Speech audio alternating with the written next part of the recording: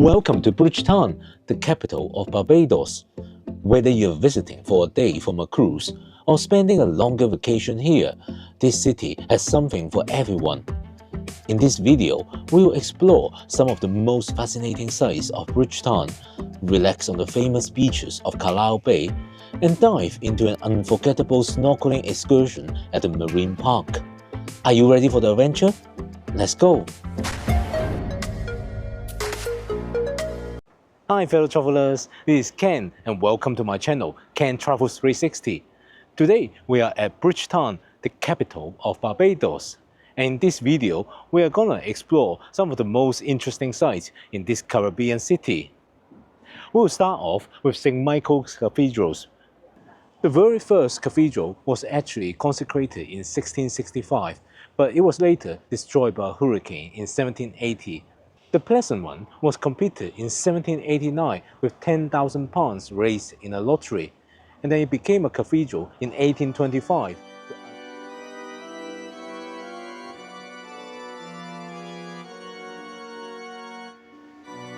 Sir Grancy Adams and his son, Tom Adams, both Prime Ministers of Barbados, were buried here along with other famous Barbadians. Next, we'll stroll through the streets of Bridgetown. We noticed many old buildings showcasing British colonial architecture. This style dates back to the 17th and 18th centuries when Barbados was a British colony. And one of the best examples is the Parliament Buildings. But behind me is the Parliament Buildings. It's the third oldest in the Commonwealth after Britain and Bermuda. Right across from the Parliament Buildings is the National Heroes Square, a key historical landmark in Bridgetown. It actually used to be called Trafalgar Square, but in 1999 it was renamed National Heroes Square after the 10 people who shaped the modern history of Barbados. There used to be a statue of Lord Nelson here in the center of the square, but it was removed in 2020 as part of a larger effort to create a new national identity for Barbados and to break away from its colonial past. Instead, you will find a monument to the Barbadian family here. This modern sculpture features interlocking figures representing family bonds and community strength. Look closely and you will see broken shackles at the base. They symbolize freedom from slavery and the resilience of Barbadians through generations. Right now, we are on the Chamberlain Bridge, which was demolished in 2005 when bits started falling off, and it was rebuilt in 2006 and reopened as a pedestrian and lift bridge that allowed entry of boats into the inner basin here. But after crossing the bridge, you'll find the Independence Arch, which was built in 1987 to celebrate 21 years of independence. While you're here, look out for some of the national symbols painted on the pillars, including a flying fish, a pelican, and the pride of Barbados flower. Well, just next to the Independence Arch, you'll find the Independence Square. But within the Independence Square, you'll find a bronze statue of Errol Wharton Barrow, the first Prime Minister of Barbados, who had a political career that lasted 36 years up to his death in 1987. He is one of the 10 national heroes of Barbados. If you've been enjoying this video, please give it a thumbs up. And don't forget to subscribe to the channel with notifications turned on. That way, you'll be notified whenever I release new videos. From the Independence Square, we took a taxi to this area called Garrison Historic Area. This area was listed as a UNESCO World Heritage Site in 2011. During the 18th century, the Caribbean was the scene of numerous military conflicts, primarily between Britain and France, who fought for supremacy. In the face of a possible French invasion in 1785, a permanent garrison was built here, and Barbados became the headquarters of the Windward and Leeward Command of the British forces in the region. Behind me, this is the focal point of the historic area, which is called Garrison Savannah. It was once a swamp before it was drained by the Royal Engineers in the early 1800s to become a parade ground for soldiers and the place where they train and drill. Nowadays, it's a horse racing course, Later, we'll go up there. There's an observation platform to see the ground, so we'll check it out again later. But now, we're gonna look at the clock tower, which is just behind us. Behind me, this is the main guard, which overlooks the race course from the western side. It was built in 1804 and is one of the most outstanding buildings in the Garrison historic area. It is of elegant Georgian style, and the main house, with its Roman arch, portico and pediment, has a George III coat of arms designed especially for the building. Well, we're gonna go up this watchtower to have a look.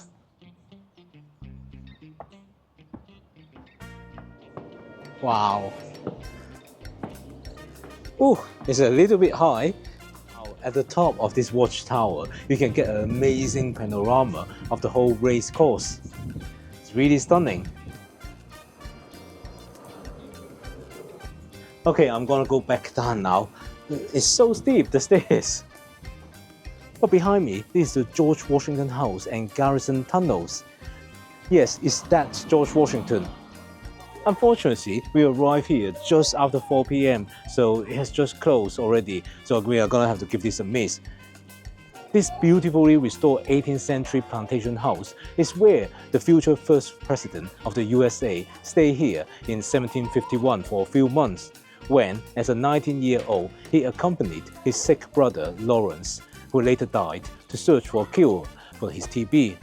This was George Washington's only excursion outside his homeland, and Bridgetown was the largest town he has seen. Now, when you are done with sightseeing, you might fancy some beach time. In that case, head over to Carlisle Bay, where you can find a series of beaches. Here at Brownies Beach, the waters are calm, warm and incredibly clear, making it ideal for swimming. You can float peacefully or play with the rolling waves, or even dive in for some snorkeling to discover marine life. As the day winds down, there is also hardly a better place to be in Bridgetown than Carlisle Bay for the sunset.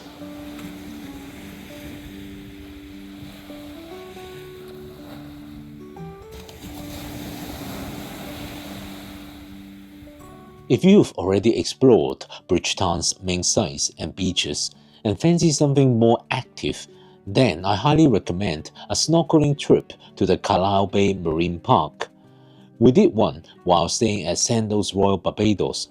The trip started at the Aqua Center, right next to the Atlantis submarine. From the pier, we boarded the dedicated snorkeling boat.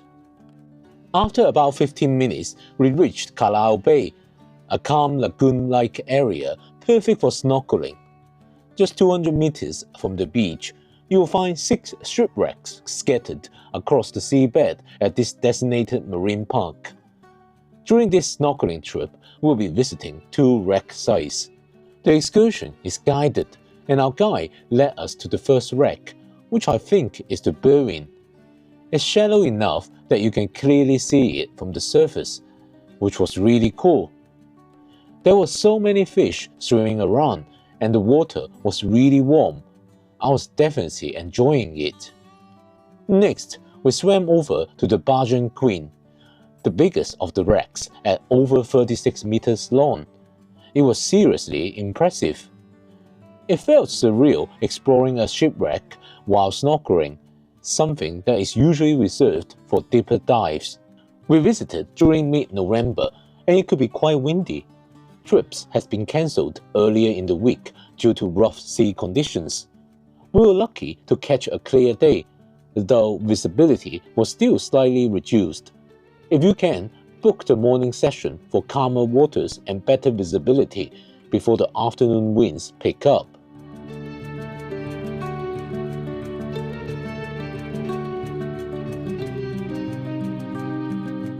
Now, beside the shipwrecks, one of the main draws of this snorkeling trip was spotting sea turtles.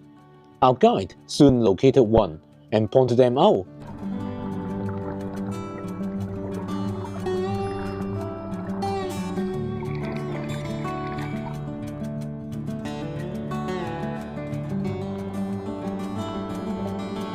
Seeing these majestic creatures in their natural habitat was an unforgettable experience.